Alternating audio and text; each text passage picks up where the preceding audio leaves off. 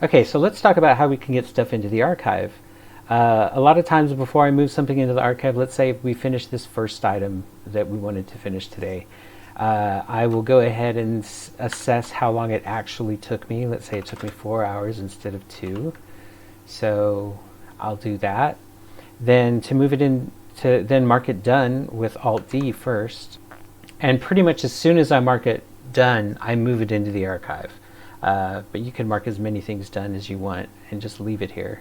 And if you leave it here, it gets put into this little recently closed to-do section, which, yeah, that's there.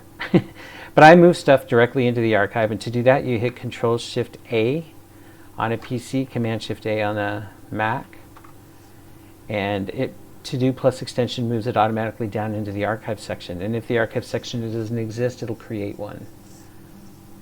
So we'll save that, and it moves down to this section at the bottom.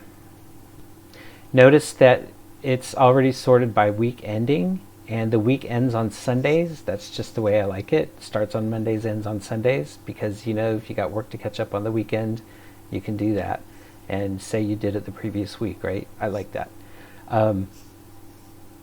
And notice that the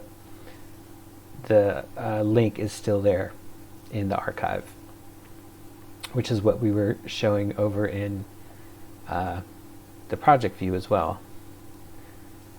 Now the link stays there.